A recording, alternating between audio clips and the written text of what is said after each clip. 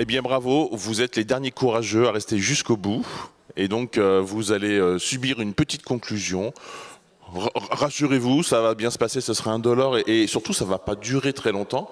Mais on voulait revenir quand même sur les quelques thématiques. On a choisi 3 qui ont fait un petit peu le cœur de notre programme. Première bricole d'abord que je voulais vous partager. On va peut-être arrêter avec la musique. C'est ça. Boum. C'est ça. Donc on a les dates de l'année prochaine. Ça se passera les 15, 16, 17 octobre 2024. Donc voilà, vous pouvez sortir votre agenda et le cocher d'ores et déjà. On est toujours à peu près à la même période. Et donc avec Jean-Luc, Laurence et Jean-Baptiste, on voulait revenir un peu sur les sujets, donc comme je vous le disais, qui ont été un petit peu au cœur du programme. Avec Jean-Luc, on va revenir donc sur notamment l'intelligence artificielle à travers les 2 ateliers que tu as animés. Avec Laurence, on reviendra sur l'ensemble du cycle qui traitait plus de la place des femmes dans le tourisme. Et avec Jean-Baptiste, on traitera un petit peu plus de tous les ateliers qui parlaient de mobilité. On commence avec toi, Jean-Luc, si tu dois nous faire une petite synthèse de ce qui s'est dit, de ce que les gens ont pu retenir en fait de ces ateliers et comment tu vois la suite des opérations. Alors, rappel rapide, le parcours intelligence, ça s'est déroulé en 4 ans. Déjà mardi après-midi, on a eu le Before, nouveau format, où Alexandre Bertin et Laurent Pierre de Unitech ont pu amener un certain nombre d'éléments. Et puis mardi matin, surtout en plénière, il y a eu une belle présentation de ce qu'est l'intelligence artificielle aujourd'hui. Et derrière, il y a eu des ateliers, un atelier qui s'appelait On va rêver, c'est-à-dire l'idée c'est comment l'intelligence artificielle pourrait m'aider à gagner du temps dans mon organisation. Remplir des fiches de SIT, améliorer mes process de relations clients, m'aider à l'accueil, etc. Donc là, ça a déjà été assez intéressant. Et puis ce matin, il y a eu un deuxième atelier qui était vraiment l'IA concrète avec des exemples très pratiques amenés par des entreprises du secteur.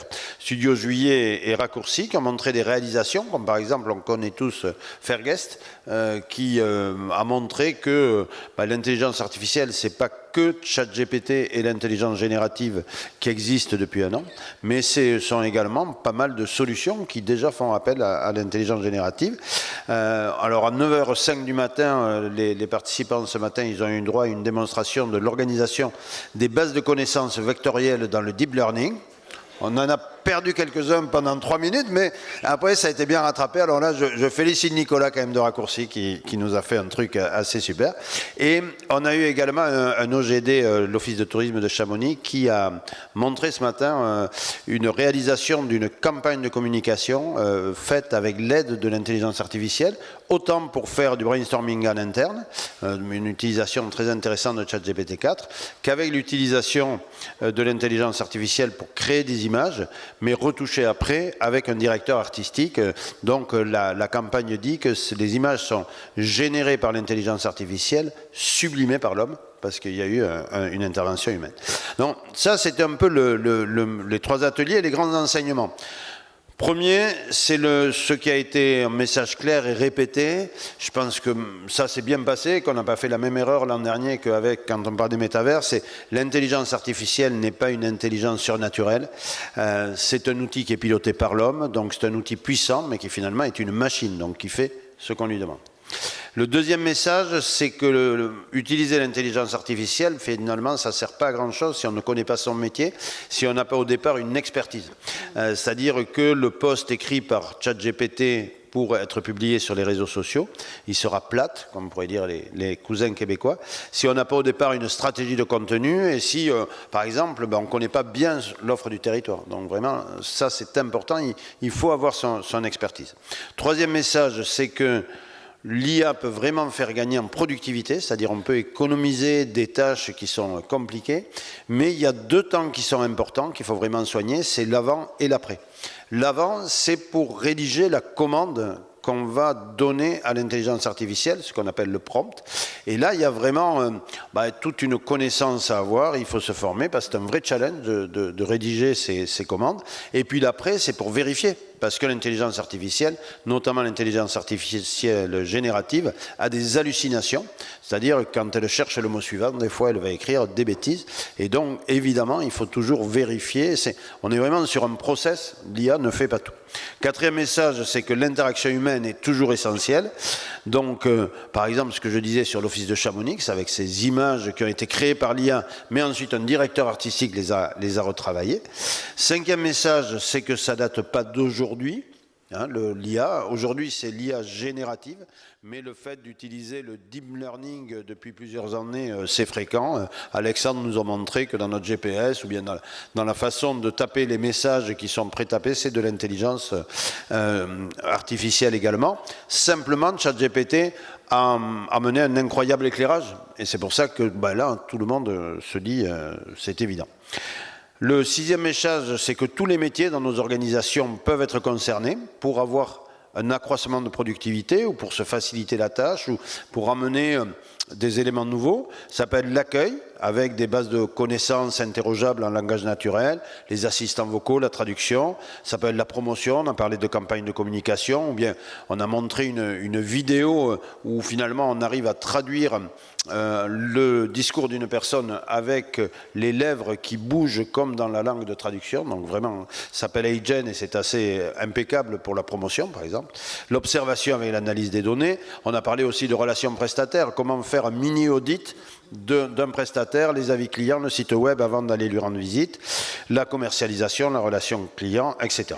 Dernier message, c'est qu'il va falloir vraiment se former dans toutes les organisations, à la fois pour acquérir une culture de base, donc je pense que là, tous les participants se le sont bien dit, là il faut vraiment qu'on s'y mette, mais aussi il faudra des spécialistes, des personnes comme dans le numérique qui ont une connaissance un peu plus profonde pour pouvoir un peu tutoyer cette intelligence artificielle, savoir rédiger des prompts, même si évidemment il y aura toujours des prestataires qui seront présents.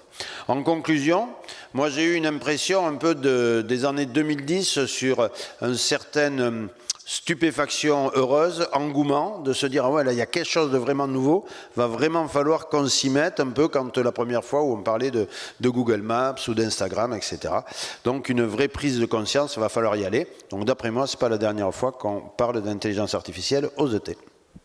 Merci Jean-Luc pour cette super synthèse. On peut l'applaudir. Alors Laurence, de ton côté, avec Cécile, Claire et Sophie, qu'on a vu hier matin, vous nous aviez proposé de piloter en fait toute une thématique autour de la place des femmes dans le tourisme, la conférence Meuf. On a eu ensuite 3 ateliers différents, et puis on avait fait en sorte aussi de constituer un plateau des 15 minutes chrono qui mettent en avant les femmes et en concluant avec Sébastien Garcin sur la notion d'allié. Qu'est-ce que tu retiens de cette thématique? Qu'est-ce qu'on t'en a dit? Et qu'est-ce que vous vous êtes dites, toutes les 4, après avoir débriefé de ce contenu? Ouais, merci beaucoup et merci à vous d'être là pour cette conclusion. La vérité, c'est que Ludo nous a prévenu aujourd'hui qu'on allait faire cette conclusion. Et que du coup, moi, hier soir, j'ai profité de la soirée. C'est pas vrai, je te l'ai dit hier soir, oui, mais t'avais oublié. Voilà. Ce qui fait que du coup, j'ai plus de voix, ce qui fait que du coup, j'ai dormi 4 heures, et ce qui fait que du coup, je suis en short. Donc, merci de votre bienveillance dans ce moment qui s'annonce. Je suis navrée, je vais lire un petit peu mes notes. On a bossé avec la team de Meuf là cet après-midi pour essayer en effet de vous relater ce qu'on venait de vivre tous ensemble pendant ces 2 jours. Alors ce parcours Meuf, déjà, on avait juste envie de revenir sur ce mot Meuf qu'on emploie. Certains et certaines d'entre vous arborent le badge Team Meuf, c'est cool. Juste pour rappeler que ce mot, en fait, il a été choisi collectivement dans le cadre des campus organisés au mois de mars. Et en fait, c'est un processus démocratique et puis d'autodétermination aussi. On tenait à le dire, voilà, que c'est une vraie instance, pour le coup, les campus, c'est une vraie instance paritaire et c'est chouette. Ça, on voulait le dire.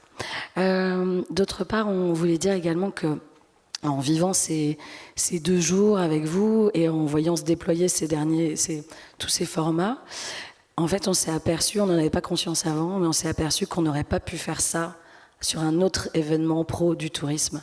On n'aurait pas pu faire ça ailleurs qu'aux ET. Et ça, c'est vraiment de notre part, un immense merci aux ET, et puis une spéciale case dédiée à Laurent Pierre et Ludo, qui sont vraiment des super alliés. Et je sais que tu adores qu'on te complimente en public, Ludo, donc j'hésiterai pas à recommencer.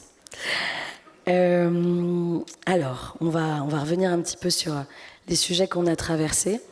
Ce qu'on avait envie de vous transmettre, d'abord au travers de cette conférence d'ouverture, c'était la question du sexisme ordinaire et d'expliquer comment c'était un système ancré depuis des millénaires et puis ancré aussi depuis notre plus jeune âge, comment on infuse comme des petits sachets de thé dans ce système-là. Ça a été suivi par un atelier qui a été mené par Cécile Valero sur le digital, atelier qui s'appelait « Femmes, je vous like ». La question, c'était de traiter de la représentativité des femmes au travers des réseaux sociaux. Et en fait, il se trouve que les réseaux sociaux, c'est un outil super démocratique et accessible à toutes et à tous. Et en fait, ça permet aussi aux femmes, de prendre la parole, et puis aussi de s'autodéterminer dans la manière dont elles se donnent à voir.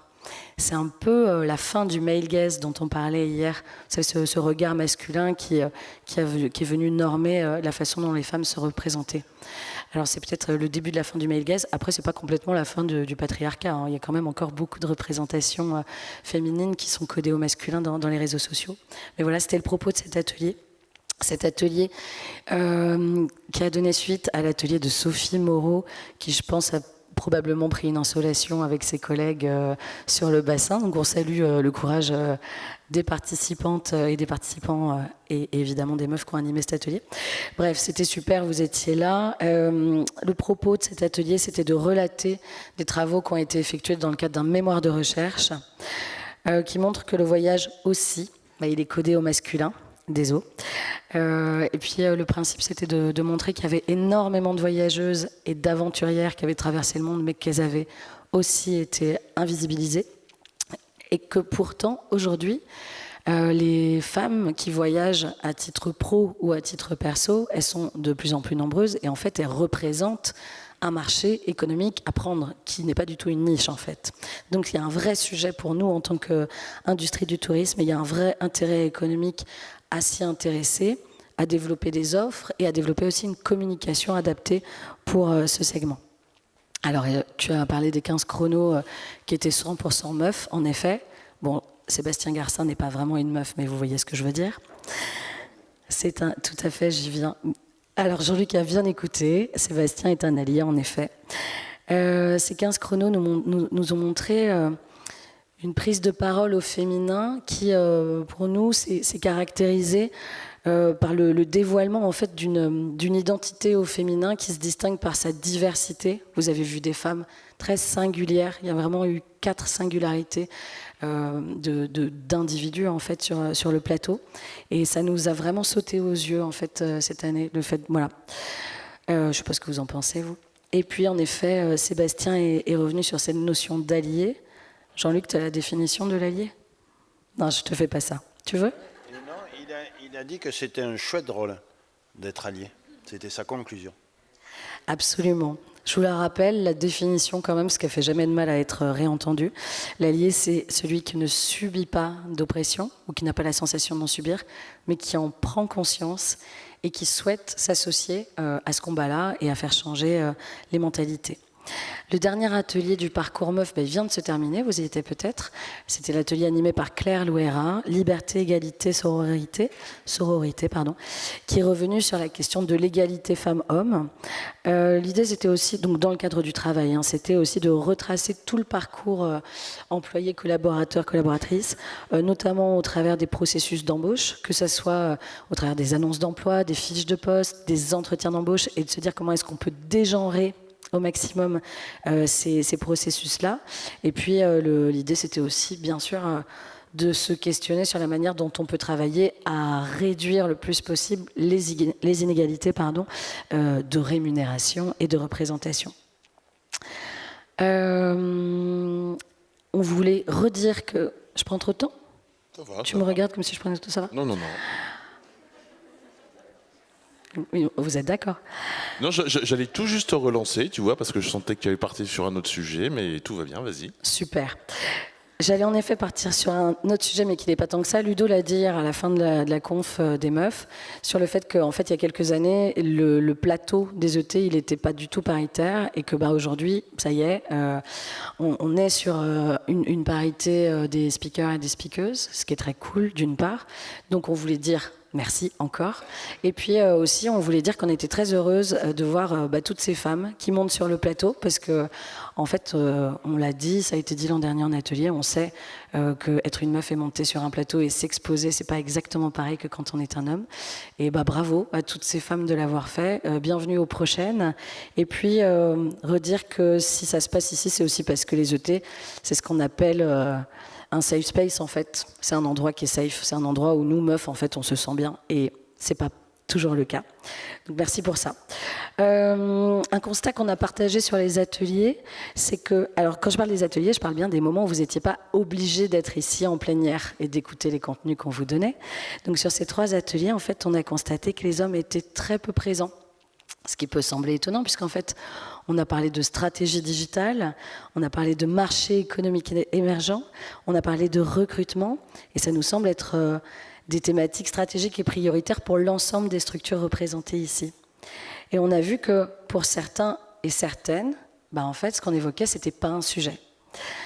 Alors que pourtant, on l'a dit, on parle bien d'un système dans lequel on est toutes et tous partie prenante, mais au-delà de ce système, en fait, on vit ensemble, toutes et tous.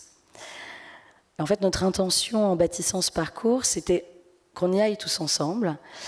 Et on a eu beaucoup de retours de nombreux participants et participantes. Et merci encore, parce que vraiment, ça nous a beaucoup, beaucoup touchés.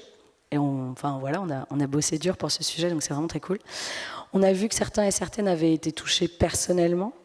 On a vu qu'il y avait des prises de conscience. On nous a témoigné de choses sur, en effet, certains comportements ne sont pas si anodins. On croyait que c'était OK, c'est pas forcément OK. Et puis on a aussi vu que ça avait déjà commencé à générer des discussions dans des équipes.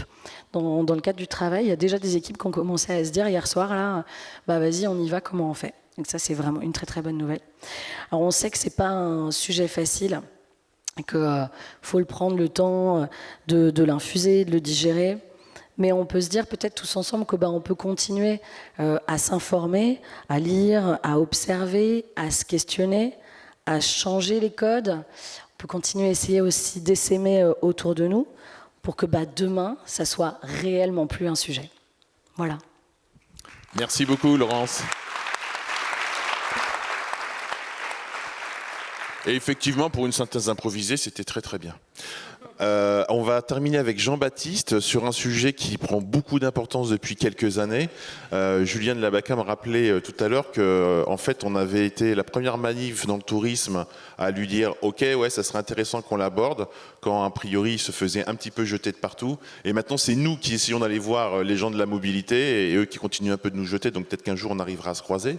Mais cette année, 5-6 ateliers qui vraiment traitaient de plus ou moins loin, en tout cas cette question des mobilités. Tu en as suivi un bon paquet, tu as regardé les contenus de ceux auxquels tu n'as pas pu assister et donc tu nous en fais une petite synthèse. Ouais, merci Ludo. Et en plus, j'ai commencé les rencontres en vous parlant de nos paradoxes des changements immobiles et je fais maintenant une synthèse sur la mobilité et le mouvement, donc je vais essayer d'être à peu près carré. Et en effet, je regardais 2-3 ateliers l'année dernière, 5-6 cette année, 6 d'ailleurs. Donc vraiment une logique que c'est un mouvement d'acculturation qui est en cours pour nous et donc tous les acteurs qui touchent à ça. 3 points qui sont revenus, la mobilité comme épine dorsale du tourisme. Voilà, là on enfonce la porte ouverte, mais c'est bien ancré parce qu'on les voit aussi arriver dans les stratégies, dans les schémas de développement. Il y a quelques années, c'était le durable. Et puis en regardant plus profondément avec les études diverses et variées, dans le tourisme, le durable, c'est le transport. Du coup, on va aller un peu plus profondément pour traiter le transport.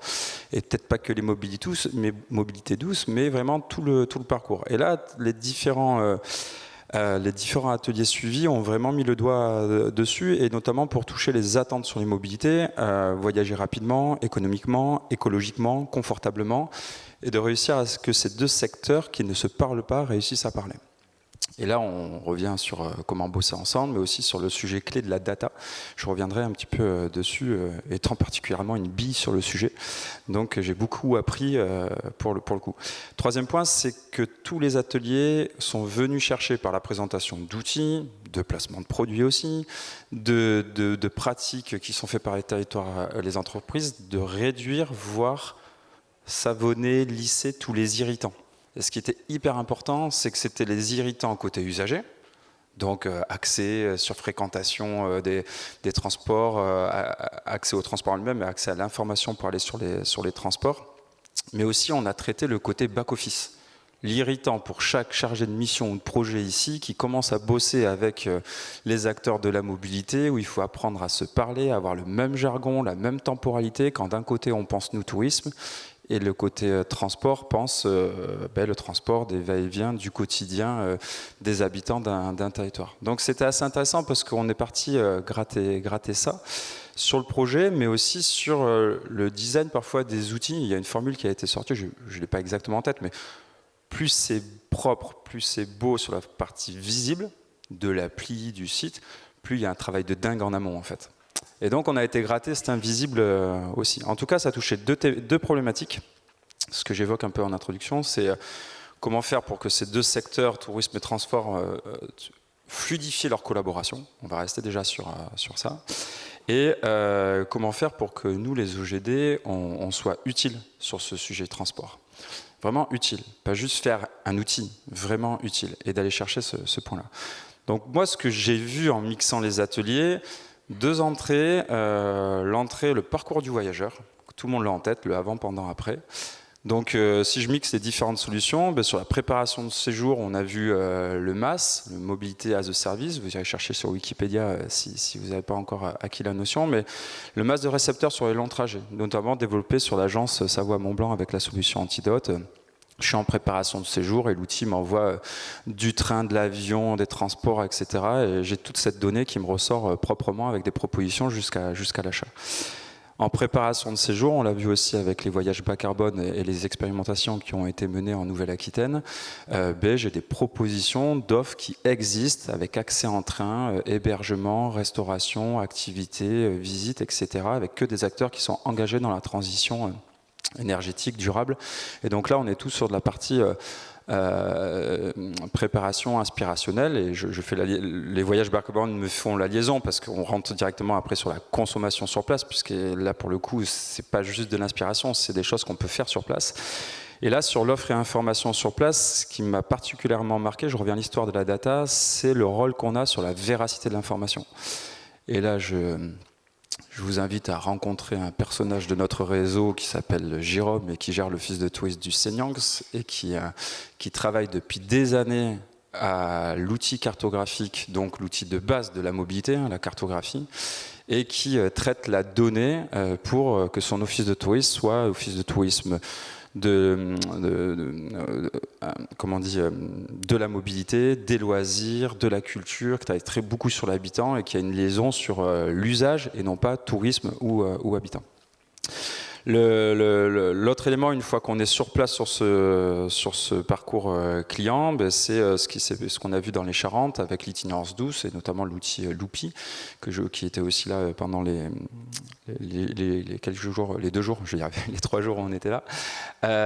Et donc il y a toute l'itinérance douce qui est poussée, qui est mal axée, et on est plutôt dans la logique d'aller vers un MAS de la mobilité sur place. Et notamment sur les offres décarbonées. On a découvert aussi Komoot, un planificateur d'itinérance, et il y a Diane qui est encore là, un planificateur d'itinérance, mais aussi d'inspiration et de communauté, donc quelques références de quelques solutions qu'on a trouvées.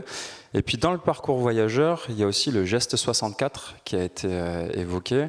Le geste 64, c'est quoi? C'est que on calcule le bilan carbone d'une journée de séjour, et ça se passe en Béarn. Alors ça a été calculé, ça représente 5,26 € la nuitée. Et on compense ça en soutenant des projets qualifiés, vérifiés, labellisés bas carbone, notamment sur le domaine agricole. Et ça fait 4-5 fois que je me retrouve à avoir bossé pour me retrouver à discuter avec vous et qu'on parle décloisonnement. Et je trouve tellement puissant le côté qu'on bosse sur le bilan carbone, dans la démarche touristique, dans un partenariat privé-public, et qu'à la fin que c'est pour aider l'agriculture, bah, du coup, on revient à quel est notre rôle et notre utilité et comment on fait ce pas de côté et on voit dans notre écosystème le champ des possibles quand on sort de nos 4 missions régaliennes sur ça. Et moi, ce qui me touche sur ça, c'est que là, le parcours voyageur, il n'est pas seulement le parcours voyageur avant, pendant, après. C'est le parcours voyageur de l'impact qu'il a eu et son voyage aussi personnel, en fait. L'utilité de mon voyage quand je suis venu, quand j'ai été jusqu'à soutenir une activité agricole régénérative, je crois que c'est formulé comme ça. Sur la deuxième partie des productions à droite à gauche, il y avait donc le miroir côté voyageur et ce qui m'intéresse moi aussi sur le côté rôle de l'OGD, enfin de ce que nous sommes. Et là, il y avait beaucoup d'éléments, dont les calculs de l'impact carbone des trajets aller-retour, qui est aussi développé dans une expérimentation qui a été faite avec la région et la DT 64 qui nous accueille aussi pendant ces 2 jours. Et c'est quoi? C'est que je prends mes marchés, je regarde leur impact carbone sur l'aller-retour, et en fonction, je vais faire des actions marketing ou pas sur ce marché. Et là, je commence à être super aligné, en fait. Donc, bon, il y a du calcul, on passe le truc, mais j'ai vert, orange, rouge, et là où j'ai peu d'impact, c'est vert, c'est peut-être là que je vais communiquer. Le rouge, il faut que j'arrête, si je veux être aligné avec tout ce que j'ai voté dans mon schéma, dans ma RSE et dans ma communication responsable. Donc, c'est vraiment, vraiment lié. Dans le rôle des EGD, le triptyque collectivité, OGD et acteurs des entreprises privées, ça fait des démarches d'infrastructure sur 10 ans. Donc le sujet de la mobilité, c'est aussi de se dire que je ne suis pas en train de faire un one-shot marketing, mais que je suis en train de faire une stratégie d'investissement humain et financier sur un long terme. Le développement de services qu'il y a, l'animation de la filière, le développement de l'offre, etc. Je reviens une seconde sur la data parce qu'il y a un atelier où c'était hyper percutant. Dans la même salle, il y avait le CRT Occitanie, le CRTL Occitanie, et donc l'Office de tourisme du Seignox. Donc en gros, si on est sur les antagonismes de notre réseau, un gros, un petit. Et les deux avaient abordé ce sujet de la mobilité et par de la donnée, où ils trouvaient leur rôle, leur sens, avec tout un outillage des cartes isochrones, des tableaux de bord, de l'observation côté Occitanie, pour l'aide à la décision sur quel genre de mobilité et quelle offre je peux avoir. Et de l'autre côté, l'exemple de l'OT du Seignox pour être un acteur essentiel localement pour que ce soit utile pour les personnes qui sont dans l'usage. Un élément avant la fin, j'ai été voir qu'est-ce qui coince. Parce que justement, les grattés où il y a le côté un peu invisible, ce qui coince, c'est manipuler cette data parce qu'en fait, la donnée n'est très peu disponible ou très mal mise à disposition. Et du coup, c'est pas anodin parce que quand on voit les open data, les data tourisme, les data transport, tout ça, en fait, moi qui me connais pas trop ce sujet-là, on se retrouve à ce qui se passait sur d'autres sujets quand on essaye de croiser la data, c'est que ça se parle pas, que c'est un temps de dingue à essayer d'agréger tout ça pour sortir des outils. Ce qui m'a marqué aussi, c'est la dépendance à l'offre des transporteurs, quand on est notamment sur les data pour venir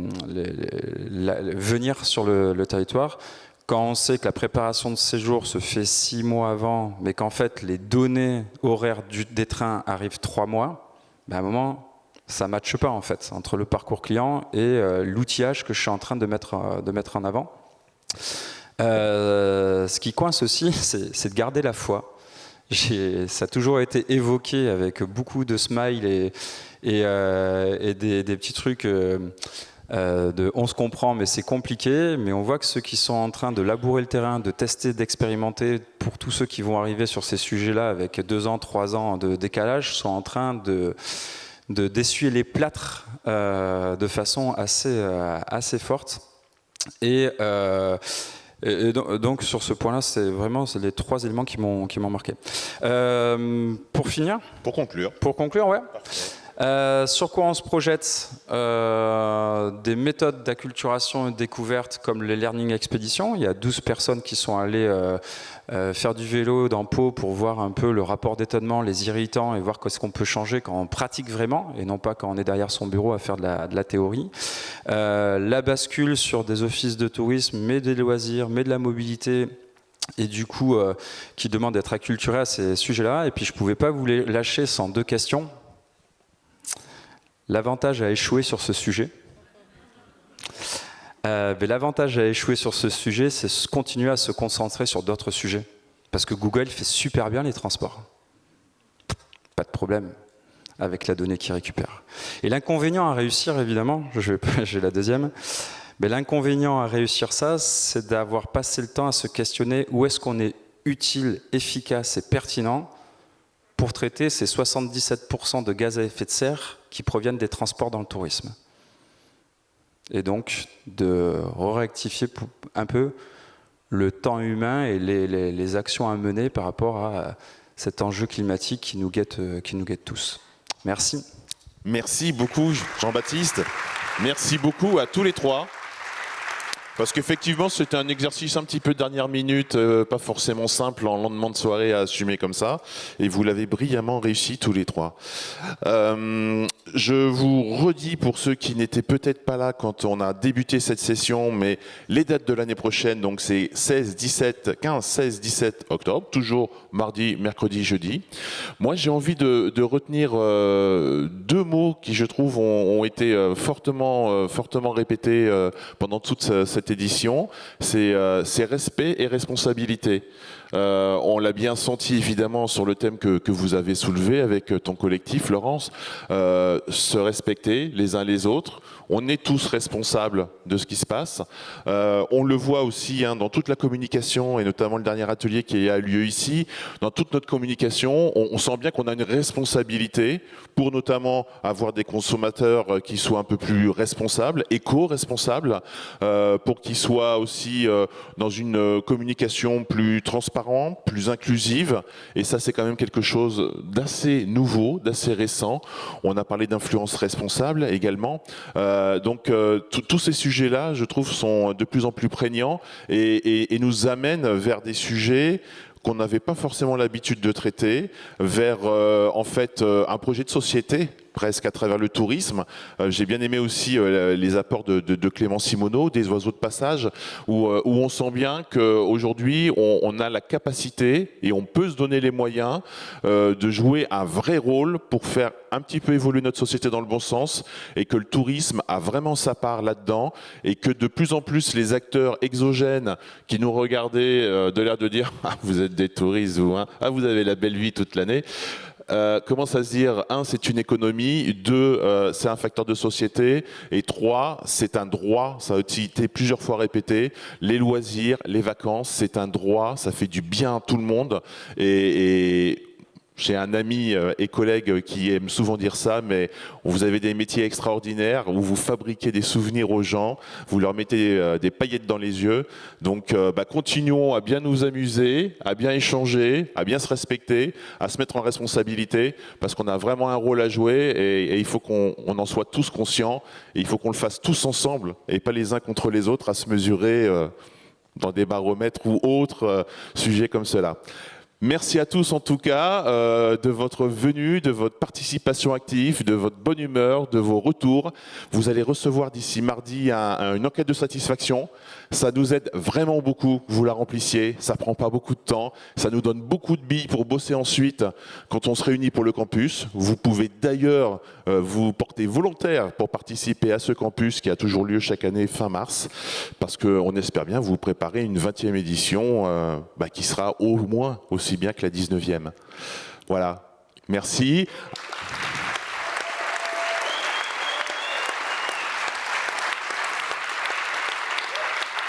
Et puis on va évidemment conclure en remerciant l'ensemble de nos partenaires.